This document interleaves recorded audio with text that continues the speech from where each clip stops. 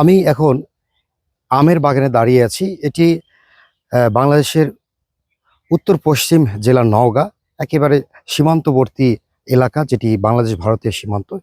এই অঞ্চল কিন্তু এখন বাংলাদেশের এই আমের রাজধানী হিসাবে পরিচিত হয়েছে এবং এখানকার যে আম, সে আম শুধু দেশেই নয়, দেশের গণ্ডি পেরিয়ে বিদেশেও রপ্তানি করা হচ্ছে। তবে এই বছর যে পরিমাণে আমের মুকুল এসেছে, শীতের শেষ থেকে শুরু করে এই অবধি পর্যন্ত আমের যে মুকুল দেখা দিয়েছে তা অসম্ভব রকমের বৃদ্ধি পেয়েছে।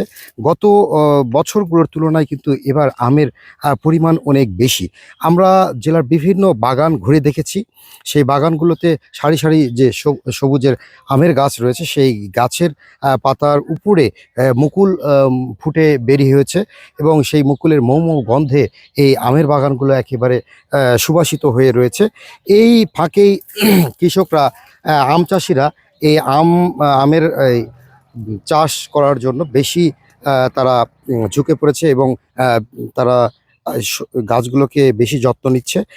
আবহাওয়া অনুকূলে থাকার কারণে গত বছরের তুলনায় এবারে মুকুলের পরিমাণ অনেক বেশি এসেছে। এই সুস্বাদু আম নওগাঁ জেলার সব জায়গাতেই ব্যাপক আকারে দেখা দিয়েছে, মুকুল এসেছে। তবে আম আম চাষি এবং এই বাগান মালিকেরা এবার গত কয়েক বছরের তুলনায় বেশি আশা করছে আম।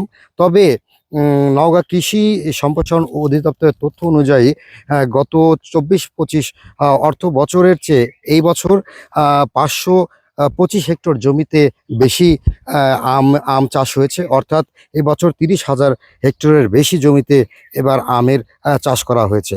তবে চলতি মৌসুমে উপজেলা ভিত্তিক আমের যে পরিমাণ রয়েছে, অর্থাৎ আমের চাষের যে জমির পরিমাণ রয়েছে, সেটি আপনাদেরকে জানিয়ে রাখতে চাই।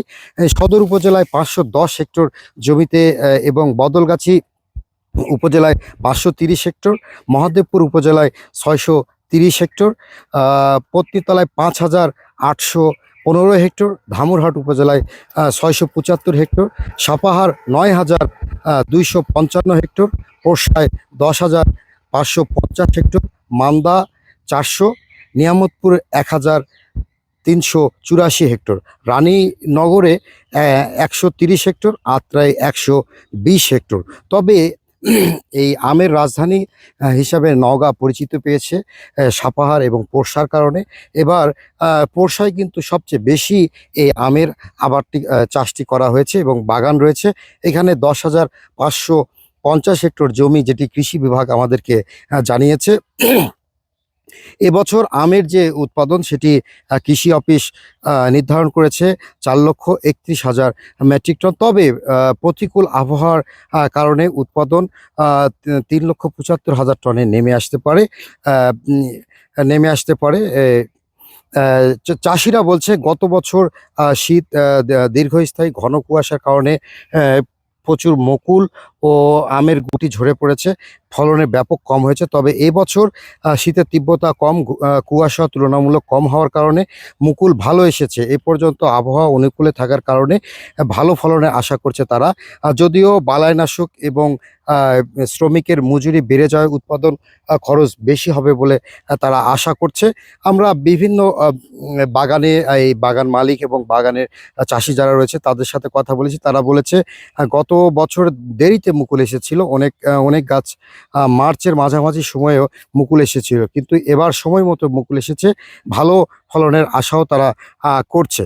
তারপরেও কৃষি অফিস আমাদেরকে যেটি জানাচ্ছে যে জানুয়ারির শেষ থেকে গাছে মুকুল আসা শুরু করেছে।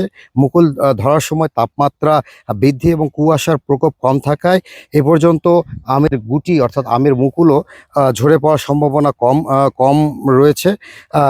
তবে ফলন নিশ্চিত করতে কৃষি অফিসের পক্ষ থেকে প্রয়োজনীয় পরামর্শ, কীটনাশকের ব্যবহারের পরামর্শ দিচ্ছে।